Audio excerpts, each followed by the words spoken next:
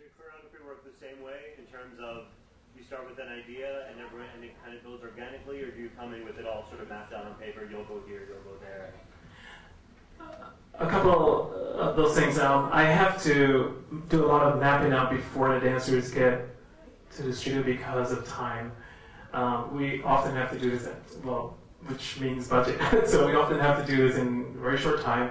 So I have to solve a lot of the problems before the dancers arrive at the studio. I come from a very pure movement background, so the movement is still essential and first to me. So when we get to the studio, it is coming up with phrases, the core material, and then from that, shaping that into the particular piece. I think part of the kind of work coming out of an African diaspora, African sense of telling a story, where the story takes place from a place, and things like a bench or a piece of wood or some object helps to define where that place is, whether it's a specific place in the now or in kind of like the realm of memory and fantasy. So that's one of the reasons why it happens, that it evolves that way. I'm glad you asked that question, because part of my attraction for working with Errol Grlmes is that his approach to dance, for me, is much more theatrical than most dance groups that I've witnessed. Not only from the number of props that he uses, but he has real set design. He's got spectacle. And his choreography, obviously, is a matter of certain combinations, but he's also orchestrating interpersonal relationships. More often than not, even great dance is a combination of the physical work that the dancer does and excellent lighting design. Obviously, Errol has brought more production value to his body of work than that, and I found that very attractive. Also, his interest in mythology. From ancient times, we've always thought of the universe in which we live in terms of 4 elements, right? Earth, wind, water, somebody said, and fire. During the time of Plato, Socrates, the ancient Greeks, and we all use this term today, there was a 5th element. The elements were referred to as essences. And the 5th element, 1, 2, 3, 4, 5, was called the quintessence, the 5th element, which is why today, when we try to describe something that is absolutely excellent, we say it's the quintessential. It's the 5th essence, which is ether, essentially, and the ether is that element that holds our cosmos together.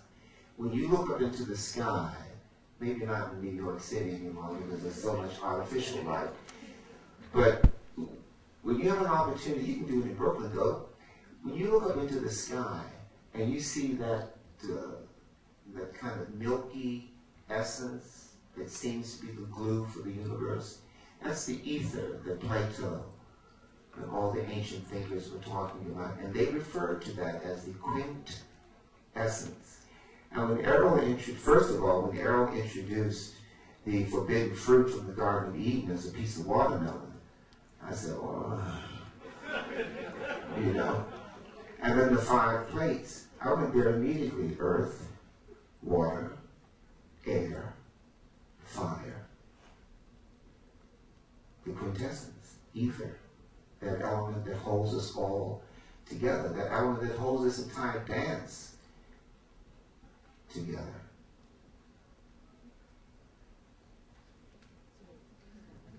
Thank you.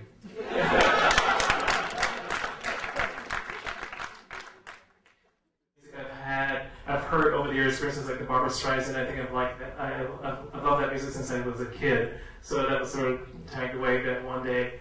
The Purcell music with Jesse Norman, it's always been one of my all-time favorites. So there are pieces that are just kind of stored away, and then as pieces evolve, then are sort of, okay, this would go with that, and then it evolves from there. So the choices are deliberate, but then they're also so organic coming out of the process, what would go with what.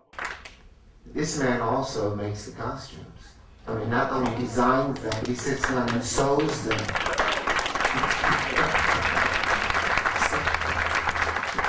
So this is a real genius, Errol Grlmes is. Especially how he has gone to what we might take for granted, this concept of red. Why red? But think about it, how much red, maybe not in terms of costume, but how much red is in your ordinary life. Your blood is red, your passion is red, your heart is red. When you become angry, you say, what? I turn red, right? Exactly, mythology is red.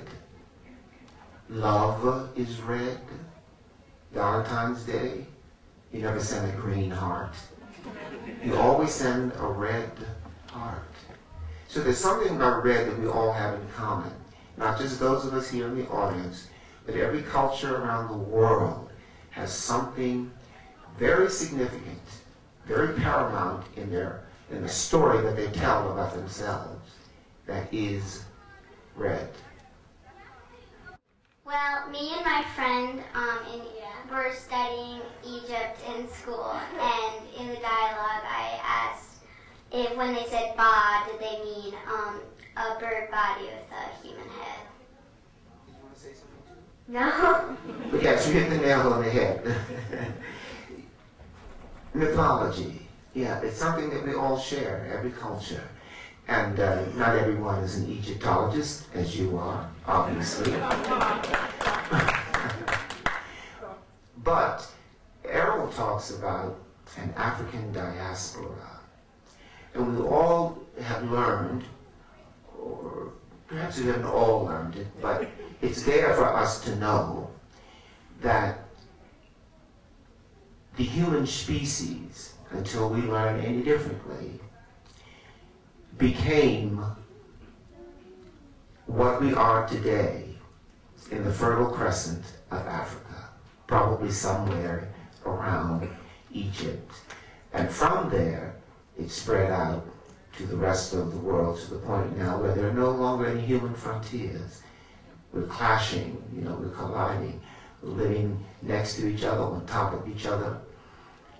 And what inspires us in the art world is this commonality, this consciousness, this information that we're all trying to remember. And as far as we've gotten is Egypt. But there's probably something that's a precursor to Egypt, and we're still working on it. But that's also one of the responsibilities of the dance world, to explain to the generations like yourself who are coming after us how we got to this watershed, this point. Yeah. We need to talk some more. That's a very good question. This piece has evolved essentially for about 5 years now, and it has grown through that process. Michael and I sat down 5 years ago, and the origins of Red came out of a very sort of practical problem solving. We had a commission to do a piece at Andalusia Arts Festival outside of Philadelphia in this garden, this very beautiful manicured garden where everything was plush and green. And we had done a piece the year before, and then the next summer, to me, it was like, what can I do that's completely different than what we did the year before, and what would work in contrast to the setting? And red came to mind, and that's how it evolved from there. So then I went back to Michael Dewey and said, I have this idea about red. The sun is important, as a central sort of gluing point for the idea of red, the sunset, and what are the colors. We went through all the sort of possibilities about red, and then we had several conversations about it, and Michael came up with a script, and I went back, and we sort of worked on the script, and we wrote it. I had also a great input into the script. Then that was the first part of the script. Then from there, it got sort of, so it was boiled down to just the essence of what we were trying to talk about in the piece. Now, this last time around, because it was a very long settlement, although the piece premiered 5 years ago, it's only been performed about 4 times. And this time around, I wanted to really kind of how can I fix it? What's wrong? How can we sort of make this clear, the story clear, etc.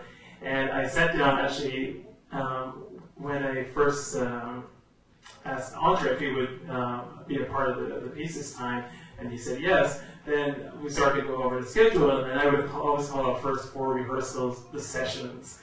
And it was completely just a name to call it, or rehearsals. And what happened with those first 4 rehearsals, we just sat down and talked about the piece again, and looked at the videotape, and made comments, and then talked about what worked, what didn't work. So I must really thank André for being a mentor during that process.